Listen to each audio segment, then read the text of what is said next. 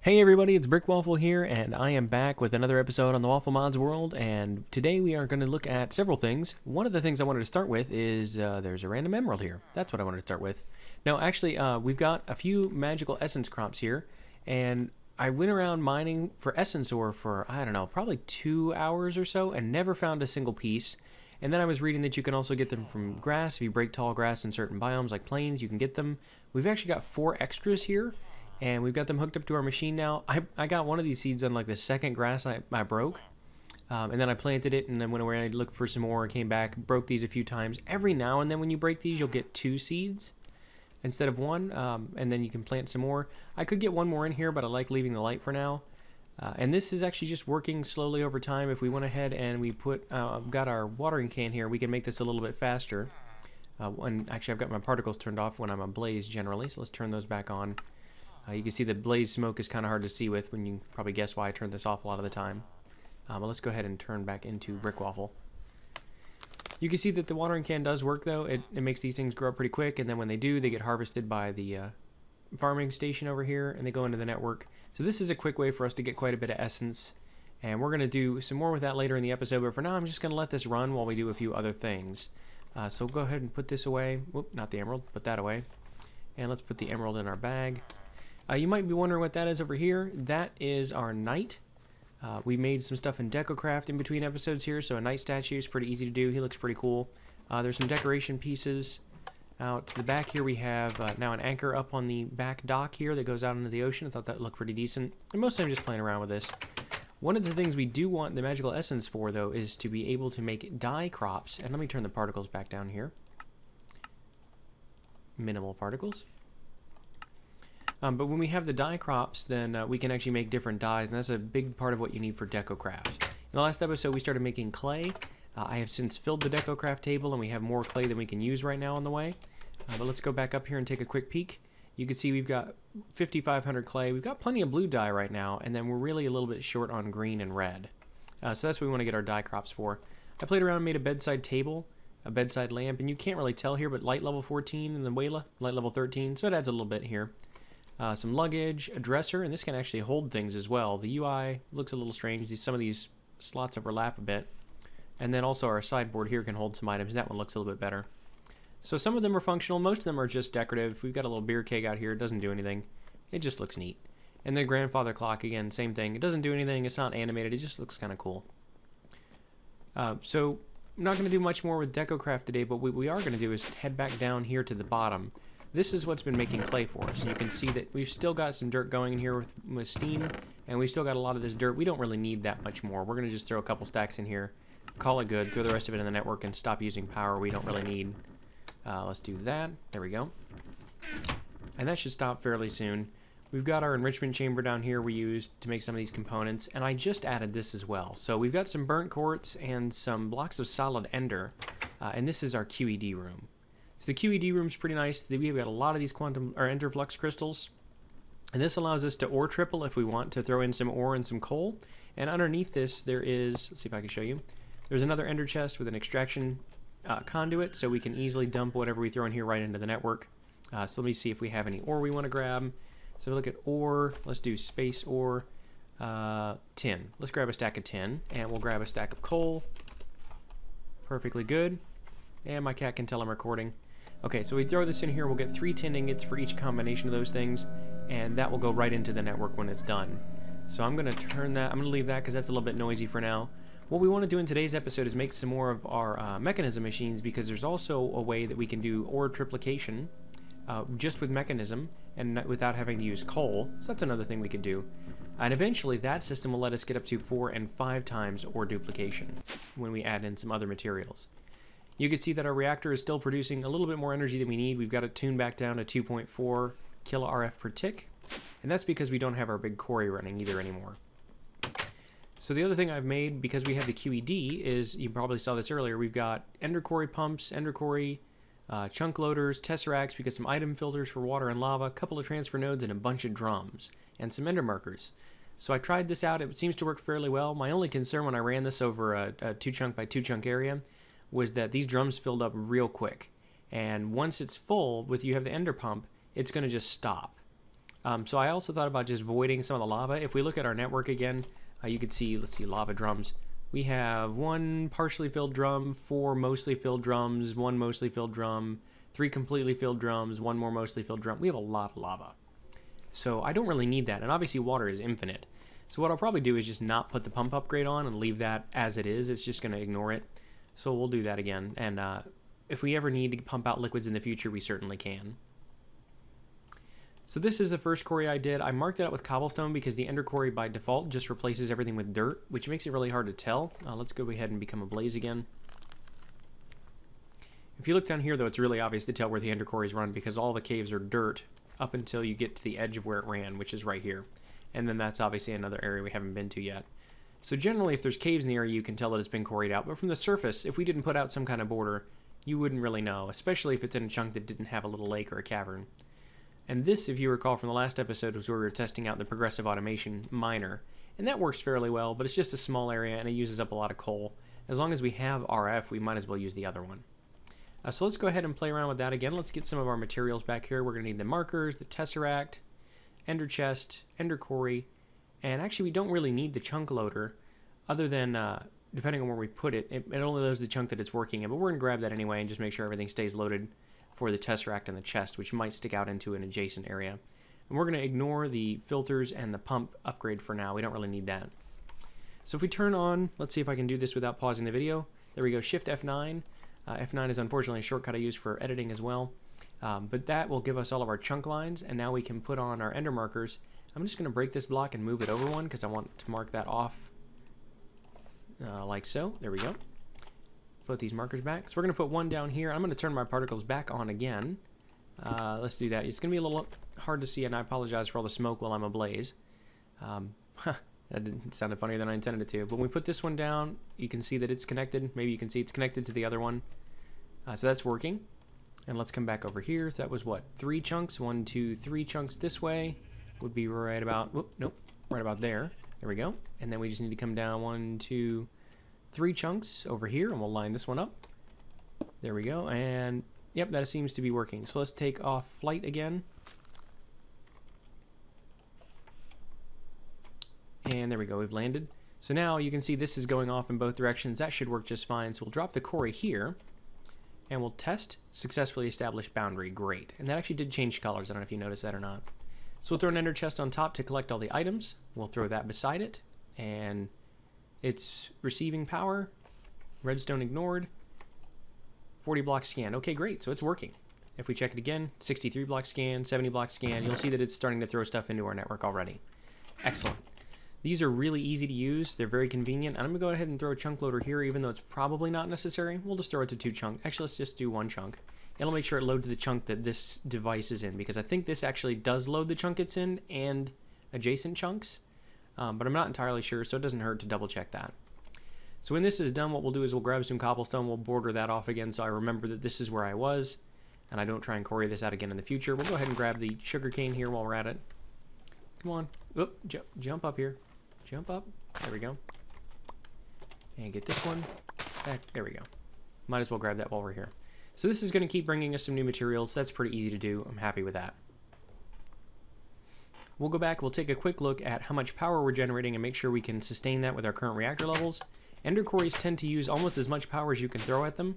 So we want to make sure... Oh, wow, look at that. There it goes. It drained out really quickly when it started up, but now it seems to be going back and filling up a bit again. So as long as that's positive, I think we're okay. I think what probably happened is when we started it, it ran and filled up that chest, and now the chest is backed up and it's slowly pulling it into the network. And while that chest is backed up, we're actually buffering energy back into the system. So that seems like it's okay for now. That's the tesseract pulling off of there, and it looks like we're getting enough in our resonant flux duct that it's going up and down pretty much at maximum capacity. Okay, great. So I don't have to worry about that for now. One thing we'll check is see how much Elorium we've got. Great, no problem there, more than a row. And that's getting stuff from the cyanite is automatically going into the network. So let's take a quick peek down, up one actually. And if we look here, this is our cyanite reprocessor. Every 2 cyanite turns into a plutonium. So let's check this again. Cyanite, we've got 2 exactly. Let's go ahead and grab that and throw that in here. And you'll see that just takes some water and a little bit of power, and it's going to make some more plutonium. Eventually, we'll be able to make the turbines and some of the other even bigger reactors with that stuff, if we get to that. Right now, we haven't really needed as much power as we're generating, and we're nowhere near capacity, so I'm pretty happy. All right, so the next thing we want to do is look at some of the mechanism things. So mechanism needs a bunch of devices. We need crushers, and we can use crushing factories eventually. And those require crushers. The crushers, purifiers, enrichment chambers, we've already got some of that down there. So all of these are basically the same. They start with a steel casing, some chips, and different configurations. The crusher needs lava buckets here. If we look at the purifier is more or less the same recipe, but it uses the advanced ones in osmium. So it's pretty similar. You guys get the idea. And it uses an enrichment chamber, which we have downstairs.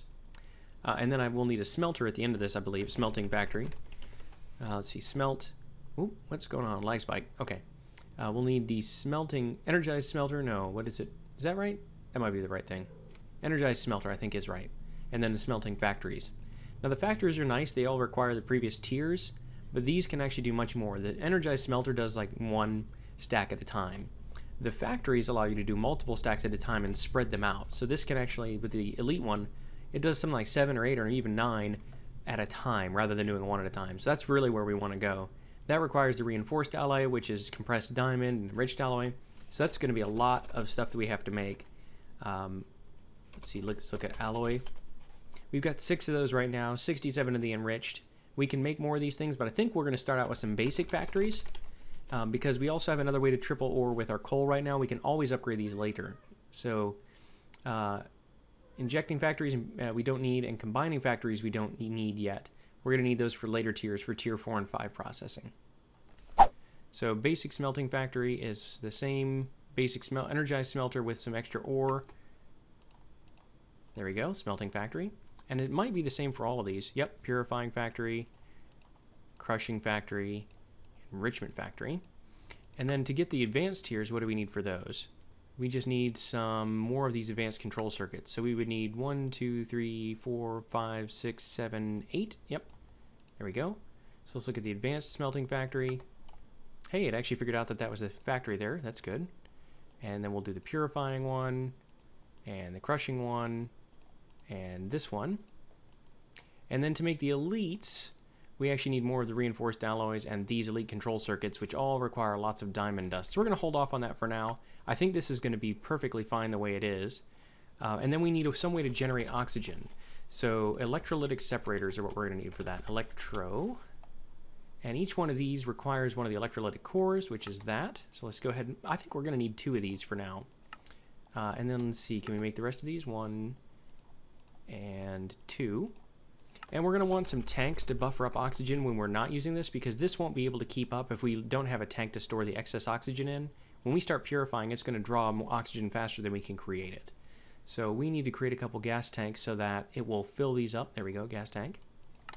1, 2, oops, 1, 2 rather. That should work. And we'll probably need some conduits and maybe some, what are they called? I think they're, yeah, pressurized tubes we'll need. And we'll probably use Ender IO conduits for everything else.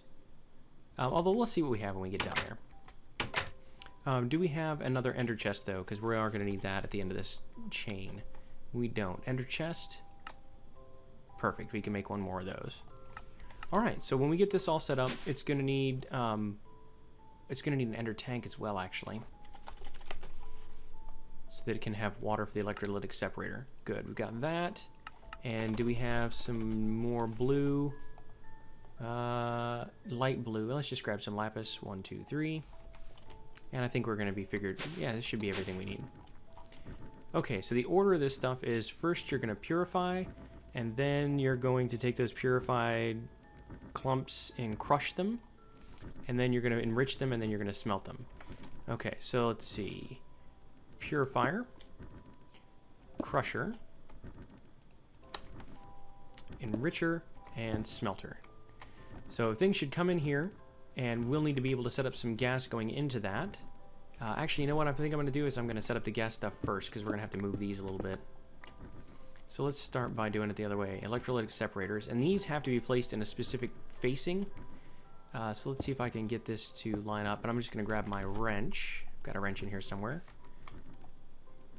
Okay, so which side does what? I'm trying to remember here. That's going to be hydrogen on one side and oxygen on the other. Oops. Why isn't that turning? That should be turning with the wrench. Okay. Let's do... Okay, that's not working at all. What's going on? There we go. Okay, so we are going to need water to be in one of these tanks, and that is currently lava because it's on white, white, white.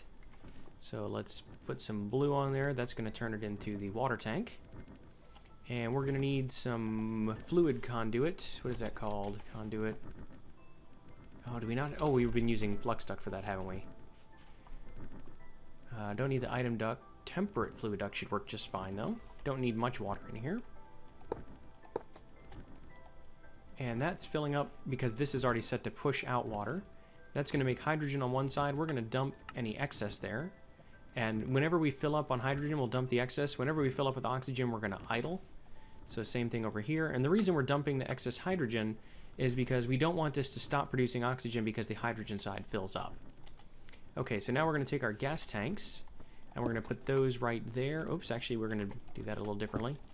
We're going to put those right there and right there. And that should, yep, it's already getting oxygen out of that one. And oxygen, why did that one stopped already? Okay, because it's run out. That's strange. This one's still working, right? Oh, you know what? I'll bet these oxygen tanks are pumping into each other.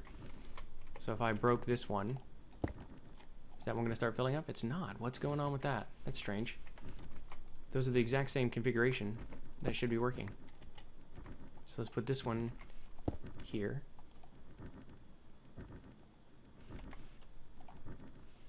Very odd.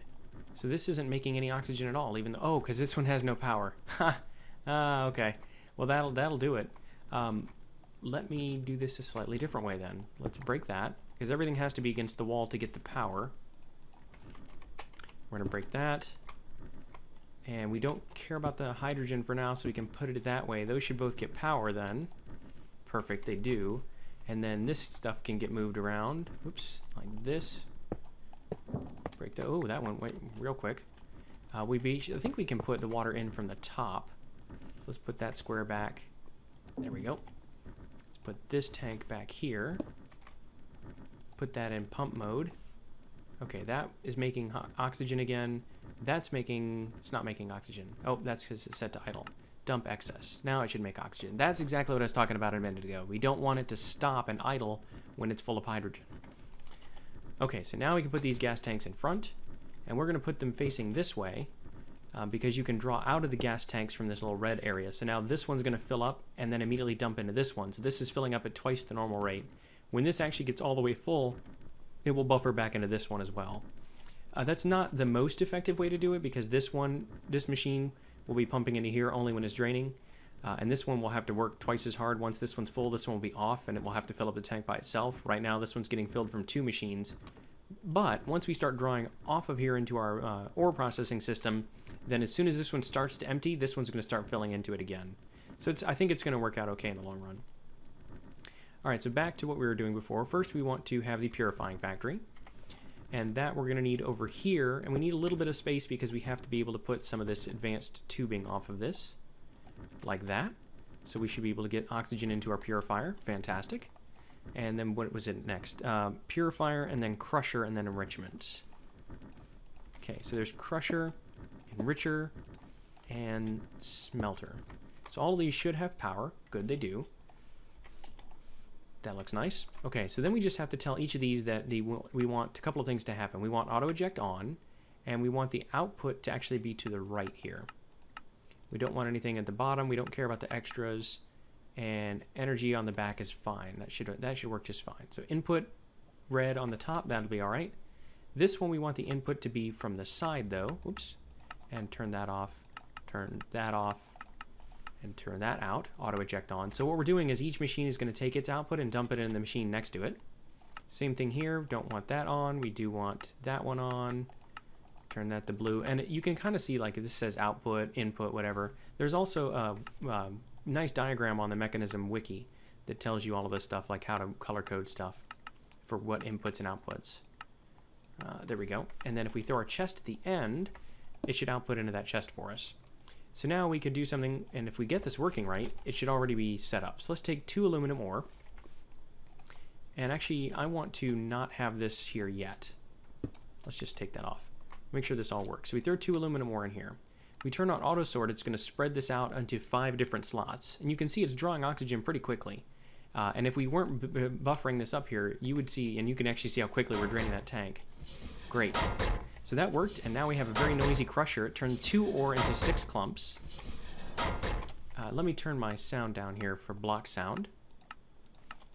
There we go. So 6 clumps, and we're going to turn that into auto sort so it can do 5 at a time. Those clumps turn into dirty dust, which we use to enrich. And then the enriched dust can go into here to smelt, and that's going to cook up into a single ingot. So each ore now turns into 3 ingots. So when this is all done, you'll see, oops, that's auto sorting on. Got auto sort on all these? I think we do. Got auto sort on. So when it comes in here from the next set, which you'd think it'd come in fairly quickly. There it goes. Now this is going to smelt 4 times faster. So now we're going to get lots and lots of aluminum. And the last thing we have to do is just plop that down there and make sure it gets sucked out, and it does. So perfect. Now we have a system that we can run with just power and oxygen we get from infinite water to get 3x ore processing. We can do that over here for some things that don't work in mechanism, but this doesn't require any coal, it just requires water and power. So what we've got here is these 2 chests. I'm going to take this one with me and put that down on top of the mechanism machine, and that means anything we throw into that gray chest up there should automatically go into here. We've got our input dark red. I think it will pull right out of the chest, but let's try that too. If it doesn't, we might have to use one little bit of conduit here. Let's grab our 3 ferrous ore. And nothing appears to be happening. So maybe it can't pull directly out of the chest, it can just put directly into a chest. That's alright. We can grab a conduit, an item conduit here. And we might need to make some item filter speed upgrades. Do we have any speed upgrades? We don't. Alright, so this is going to be a little bit slow pulling out of here, but that's alright for now. Speed upgrades are pretty trivial to make always active. Oh, and where did the ore go? Oh, it went in there already. Perfect. Great. So you can see that's all working. And then when we're not using this, these tanks are going to hold up to 96,000 oxygen each. And this full bar only holds 1,000.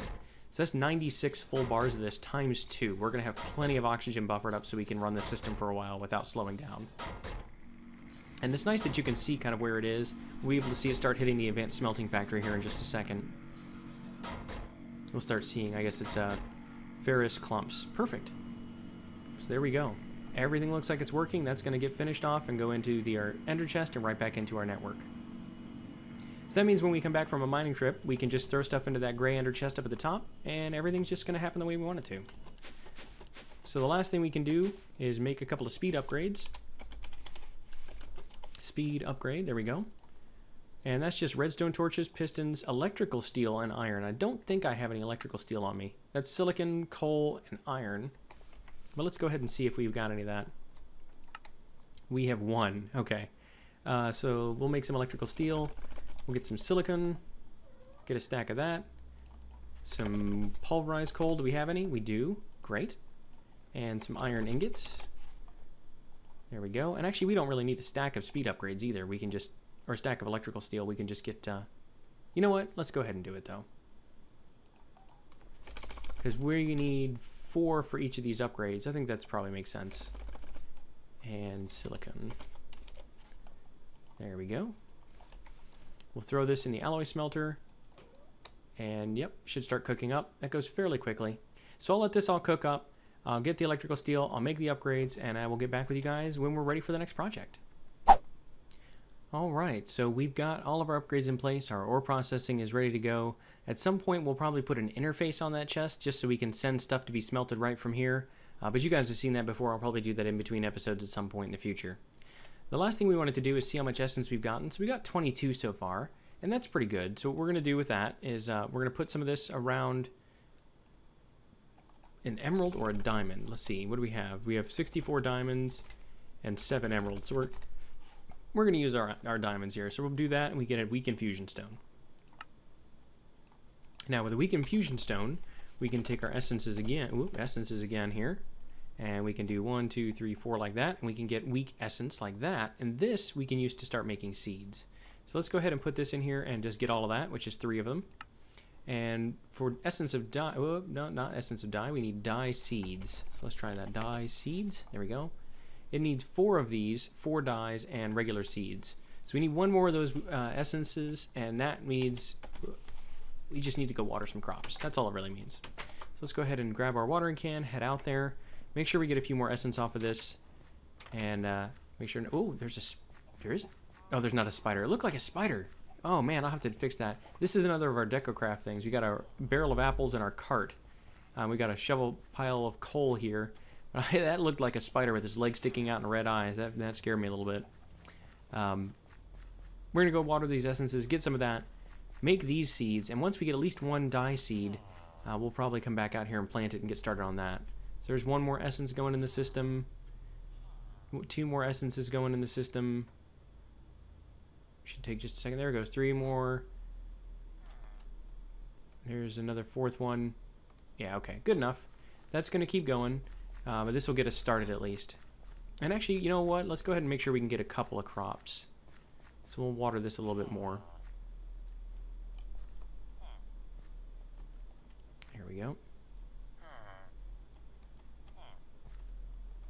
Alright, so I'm going to do a lot more of this watering off camera. Let me show you how to make at least 1 of these, and then you'll get the idea of what I'm trying to do here. See, does that not look like a spider to anybody else? Kind of does. Let's come back in here. Whoop. There we go. Whoop, nope. Stairs. Okay. Still having trouble. Alright, so essence here. Let's go to do this again. Essence. We need weak essence, which is this one. So 1 more of those. How many of these can we make? 5. Okay, we can make 1 more. Great. Then we want to make some dye seeds. So dye seed. And do we have enough to do that? Excellent. We have enough to make 1 dye seed. Fantastic. So what this will do is we'll plant this. And actually, let me just show you what it's going to end up with. So dye seeds become essence of dye, or dye essence. I'm not sure exactly what it's called. Essence of dye. Yep. And that you can use in different patterns. So 3 of it in a line at the top makes an ink sac. 3 of it in the middle makes rose red, 3 of it at the bottom makes cactus green, vertically makes purple, vertically on the left makes cyan. So we can do all these different things. One thing you can't make is blue dye, because that's generally lapis in the normal pack. So we are still going to have to solve that problem too. And you can make blue dye a couple of different ways from Biomes of Plenty, and also you can make the, floral blue dye from Botania. So this is going to help us get our green and red dye. Because normally with poppies you can't plant them and harvest them. We can make a cactus farm. That'd be pretty easy to do, and we probably will. We also might just be able to have enough lapis from mining to not have to worry about the blue stuff. So let's come back over here, pop this into one of these things and lock that down, and that's gonna, in a second it should plant that wherever it can. It should plant that. Why aren't you planting that? Is it where this guy is standing? Hey, get out of there, guy. That should have planted. I'm not sure why it's not.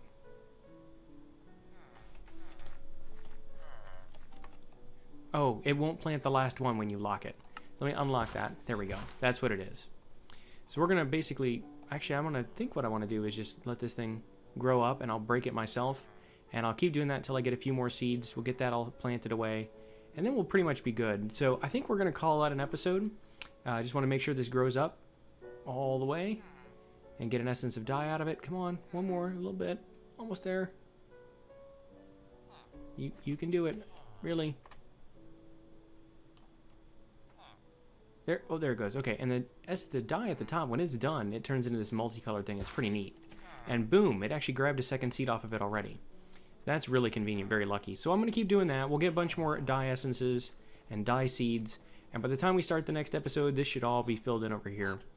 We will probably also fill in a lot more of this area with dye seeds for now, because we want to fill up DecoCraft's chamber or tanks up there so we can make lots and lots of things. And that's going to do it for today. So if you like this episode, please don't forget to hit that like button. If you really enjoyed it, then please subscribe.